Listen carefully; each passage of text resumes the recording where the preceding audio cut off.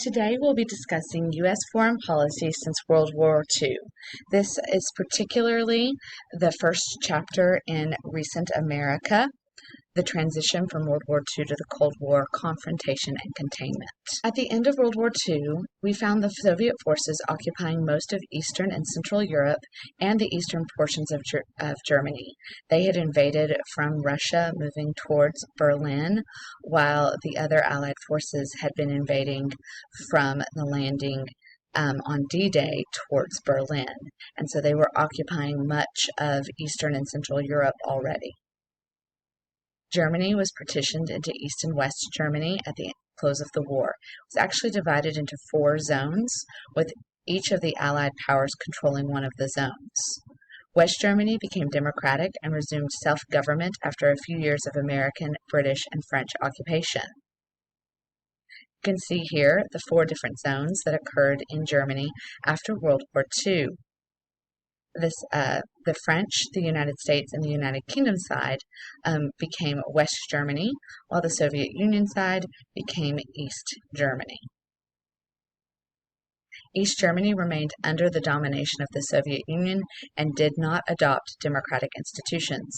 In fact, as a way of punishing Germany for the deaths and the destruction of the attacks on the Soviet Union, much of the industry in that portion of the country and raw materials that were there, resources, were pillaged by the Soviet Union. Following its defeat, Japan was occupied by American forces. It soon adopted a democratic form of government, resumed self-government, and became a strong ally of the United States. They no longer wished to participate in wars, and they decided that they would never have nuclear power. Europe lay in ruins, and the United States launched the Marshall Plan, which provided massive financial aid to rebuild European economies and prevent the spread of communism. We're going to talk about the Marshall Plan in depth at the end of this PowerPoint. The United Nations was formed near the end of World War II to create a body for the nations of the world to try to prevent future global war. The United States was very much behind the forming of the United Nations and became part of the Permanent Security Council. The Cold War lasted from the end of World War II until the collapse of the Soviet Union in 1991. The United States and the Soviet Union represented starkly different fundamental values. The United States represented democratic political institutions and a generally free market economic system. The Soviet Union was a totalitarian government with a communist socialist economic system. The Truman Doctrine of containment of communism was a guiding principle of American foreign policy throughout the Cold War, not to roll it back, but to keep it from spreading and to resist communist aggression into other countries. So we didn't want to get rid of communism in countries that were already communist.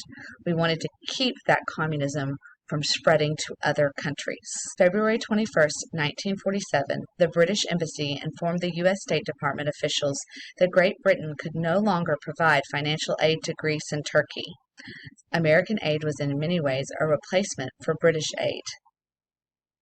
Secretary of State Dean Acheson realized that the United States must step into the breach and consulted Arthur Vandenberg, the Republican chairman of the Senate Foreign Relations Committee. At a meeting with Truman and Vandenberg in the White House, Acheson put the aid request in the context of the larger struggle by using a metaphor about how 1 or 2 rotten apples could spoil a barrel.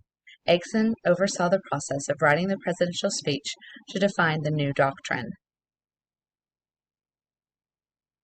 In Greece, the National Liberation Front, a communist-led insurgency, was rising under the country's worsening economic and political conditions, and the country was in a civil war that started in 1944. In Turkey, a weak government faced Soviet pressure to share control of the strategic Dardanelles Straits. You can see the Dardanelles Straits right here. It is incredibly important for getting goods out of Turkey and the Soviet Union and all of these areas into the Mediterranean Sea, where it could then travel to other countries. It has a very strategic position both militarily and with trade. There we have a blown up map so you can see where the Dardanelles are and why they were so important to all of the countries surrounding the Black Sea. Truman gave a speech to Congress on March 12, 1947. He listed some of the problems Greece was facing, such as a ruined infrastructure, thousands of villages destroyed, inflation, and widespread starvation. He said, "The very existence of the Greek state is today threatened by the terrorist activities of several thousand armed men, led by communists who defy the government's authority. The survival and the integrity of the Greek nation are of grave importance in a much wider situation. If Greece should fall under the control of an armed minority, the effect upon its neighbor Turkey would be immediate and serious. Confusion and disorder might well spread throughout the entire Middle East." More was at stake than Greece and Turkey, for if those two key states should fall, communism would likely spread south to Iran and as far as India. Dean Acheson persuaded Congress to accept responsibility for supporting countries under communist pressure or containment. The decision was supported by Senator Arthur H. Vandenberg and the Republicans who controlled Congress. Truman signed the act into law on May 22, 1947, which granted $400 million, $350 million to Greece, and $50 million to Turkey in military and economic aid. So, we had military and economic aid, which came with the Truman Doctrine. Economic aid was repairing the infrastructure. Military aid was that we had military personnel supervising and helping with the reconstruction of these countries and training soldiers. Now we'll move on to the Marshall Plan. Officially named the European Recovery Program, it was the primary plan of the United States for the rebuilding the Allied countries of Europe and repelling communism after World War II.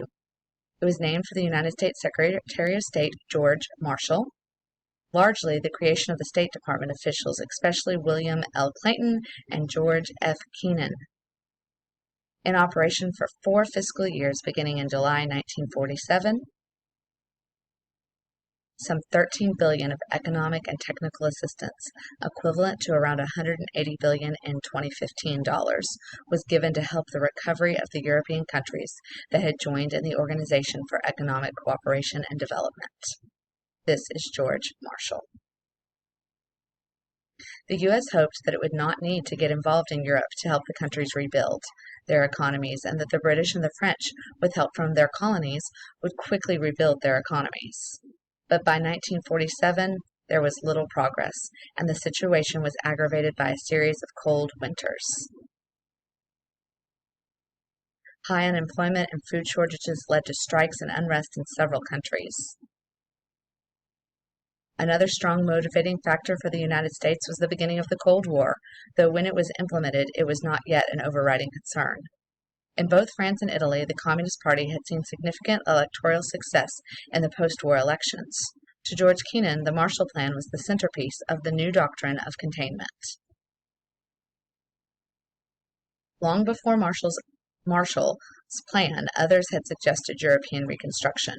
U.S. Secretary of State James F.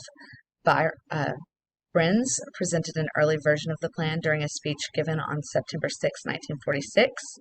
Undersecretary of State Dean Acheson had made a major speech on the issue, which was mostly ignored. Germany had long been the industrial giant of Europe, and its poverty held back the general European recovery.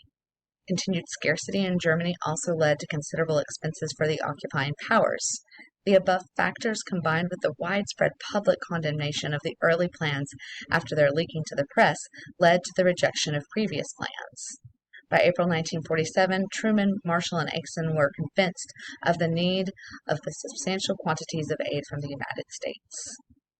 In his speech to the graduating class of Harvard in 1947, Secretary of State George Marshall outlined the U.S. government's preparedness to contribute to the European recovery, and Europe was listening. The speech contained virtually no details or numbers. Its most important element was the call for the Europeans to meet and create their own plan for rebuilding Europe, and that the U.S. would then fund this plan. When British Foreign Secretary Ernest Bevin heard Marshall's speech, he immediately contacted the French Foreign Minister Georges Bidault to begin preparing a European response. They agreed that it would be necessary to invite the Soviets as the other major Allied powers. Marshall's speech had explicitly included an invitation to the Soviets, feeling that excluding them would have been too clear a sign of distrust.